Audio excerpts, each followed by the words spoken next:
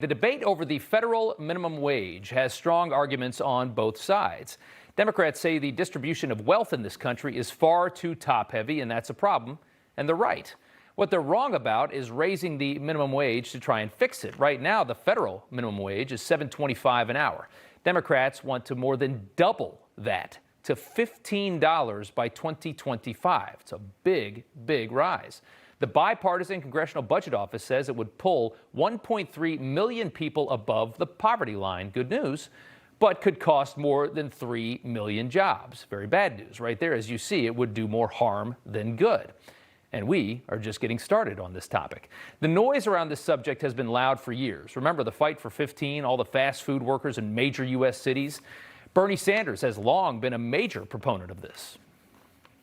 We must never lose sight of the fact that over half of the workers in America today, the richest country in the history of the world, are living paycheck to paycheck. All right, at a time when small businesses are closing at record pace all across the country, Joe Biden decided to throw the $15 minimum wage into his COVID recovery plan. He had literally just finished talking about the pain that small businesses were suffering through, and then he said this. Look, our recovery plan also calls for an increase in the minimum wage at least $15 an hour. All right, small businesses are dying or on life support after 10 months of COVID closures. So what's the Biden plan? To any business miraculously surviving COVID, let's skyrocket their cost of doing business. It's almost like a bad joke. But Biden and Democrats don't care about small businesses. Major corporations are what fund the DNC. They'll be just fine. They can easily absorb this wage hike. But the guy running the local hardware store in your town, better look out. The ironic part is that the demands are coming from major cities that don't even have to worry about this. In California right now, the minimum wage this year is $14. That's up $1 from last year. By 2025, they'll likely be way above 15 anyway. It's one of many reasons that businesses, of course, are fleeing California. D.C. already at 15 at this point. New York at $12.50. You can see it here every year, though. They go up, they increase, and will be at 15 by 2025. Rand Paul said it best here. Some of the people have also argued that they made their minimum wage too high, which you need to hear about in California, because it's having a big heart and a small brain problem.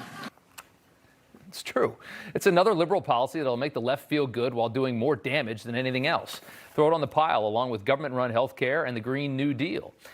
The places a $15 minimum wage will actually affect are the states that aren't making any noise about this. Red states with smaller populations, that's where the minimum wage is going to double. That's where the jobs will be lost. That's where the small businesses will get further crushed. And then there's the ripple effect. Let's say that this gets passed, and yay, the lowest wage in America is now $15 per hour. Guess how much the average high school teacher makes in the state of Florida right now? $33,000 per year, according to ZipRecruiter. In North Carolina, it's $34,000. State of Mississippi, $32,800. Now guess how much $15 per hour is on an annual salary. $31,200 per year. Imagine the mutiny public officials will have on their hands the next day after this thing gets passed. Teachers will be demanding a hefty raise, and rightly so. They went to college, they worked hard, and on an hourly basis, they'll just be making 50 cents more per hour than a 16-year-old flipping burgers at Wendy's. Can you imagine? States would be forced to raise teachers' wages up to an average of at least $40,000 a year. So now what would happen is you'd have teachers in Mississippi making about the same as teachers in New York and California, where a house can cost twice as much and taxes are way higher. Now those teachers in California, New York, all the other places, those teachers are screaming. They're furious. How can you expect to pay teachers in New York and California the same as teachers in Mississippi and Florida, where the cost of living and the taxes are so much lower? You see where this is going. Imagine this in every sector all throughout the country. It's going to be a disaster. But what about red state businesses? Well, it'll be another devastating move against restaurants, which are already struggling. Restaurants operate at very tight margins when times are good. And the much more obvious reality is raising the minimum wage will force businesses in all sectors to cut staff. Realistically, many will have to work harder to get that wage because they're going to have to be doing the jobs that others did before they got laid off, their coworkers. Then comes the other problem, and that's inflation. Let's look at fast food. In the Midwest, you can grab dinner at a fast food restaurant, Wendy's, McDonald's, wherever, $5-6. People inside making $7-8 an hour. What do you think happens to the price of a Whopper in Indiana when the franchise owner is forced to double the pay of every single employee? Or, for that matter, the state of Wyoming. Here's Senator John Barrasso. President Biden is calling on this body to vote to double the federal minimum wage to $15 an hour. Now, maybe the president's idea of national unity is national uniformity, but that doesn't work in Wyoming or for the people of Wyoming. What will be interesting to watch is what Democrats from smaller states think of this idea. Congressmen, senators, stuff like that. Let's try to answer that question with Heather Zumarraga. She's a financial analyst and the president of Zuma Global, also the author of The Man's Guide to Corporate Culture. Heather, good to see you. Hey, Rob. Hey, yeah. So what do you think the $15 minimum wage play, how does that play with Democrats from smaller conservative states? Let's take Joe Manchin in West Virginia. What will he think of this? Oh, I don't think Joe Manchin of West Virginia will go for this. He was also against the $2,000 stimulus checks, if you recall. So buried in the COVID relief bill is that $15 per hour minimum wage hike.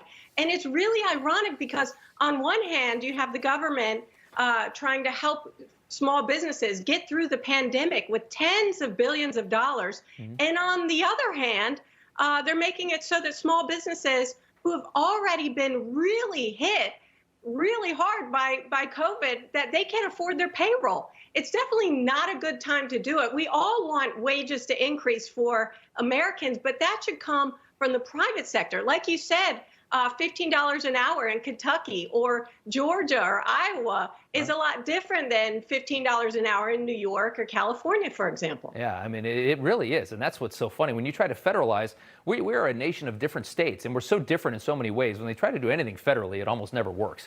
Joe Biden talked more about the minimum wage during a press conference, did a little COVID press briefing. Let's take a listen. The notion here is we have to act now. There's no time for any delay.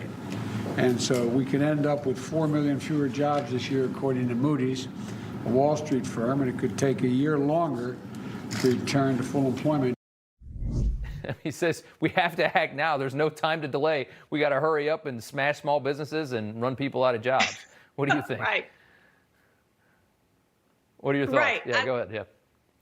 Right. Sorry, I lost you for a second. Oh, sure. Look, again, 6 million job openings right now. It's not the ideal job opening at Amazon or McDonald's, for example, but that's why you let the private sector do its job. If they can fill those openings, guess what will have to happen?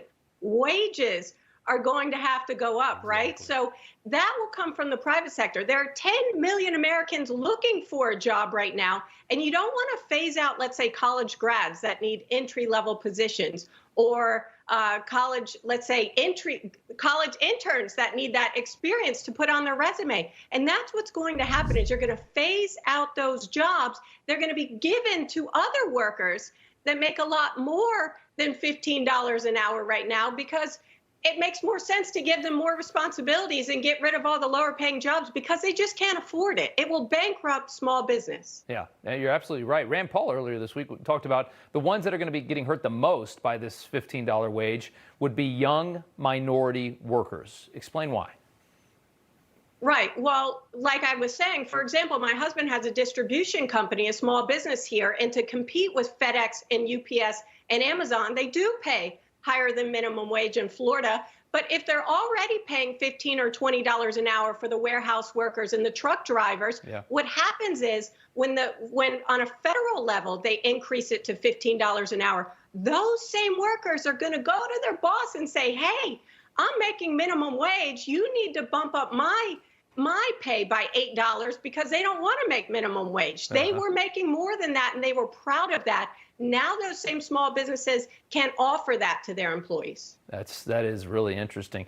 You know, we've already talked about how it's not going to be that impactful in these big blue states where all the noise is coming from. It's just not. They're already paying about that, and certainly will be by 2025. But what will this do to unemployment numbers in smaller states, in more traditional red states, conservative states, where the wage right now is $7.25? What's it going to do to unemployment? Well, unemployment is going to skyrocket even further. So again, it sounds like a well-intended policy, but you have 10 million Americans looking for a job. And I'll tell you what else buried in some of these executive orders and COVID relief is the 11 million pathway to citizenship for 11 million undocumented workers. And good or bad, right or wrong, from an economic standpoint, what that means is these 10 million workers that are unemployed and lost their jobs because of COVID now have a 50% less chance of getting a job because the job pool got so much bigger if you're going to bring in other people from other countries. Yeah. We need to take care of our own citizens before we can help others. You know, if they do get this thing passed, you know, you got to think that if they do, it hurts the economy further. The economy is not going to be in a good position at all by 2022. Politically, it could be a terrible idea for the Democrats. It is. It's not a winning strategy economically during COVID. It's not a good time to increase taxes, which is never a good time really to increase taxes. And it's definitely not the time to increase minimum wage. Let's get past the pandemic. Let's get people back to work and keep small businesses open because those are the ones that really matter. They employ a lot of Americans. And when you drive down the street and see the restaurants closing, the hair salons, the nail salons, the dry cleaners, those people are out of a job. Yep. And increasing minimum wage, while it sounds good, it needs to come from the private sector. Yeah. You just watched Newsmax TV, America's fastest growing cable news channel, now in more than 70 million homes. You can get Newsmax TV on your cable system or check your cable guide. And if your system doesn't carry Newsmax, call them, tell them you want Newsmax TV because we're real news for real people.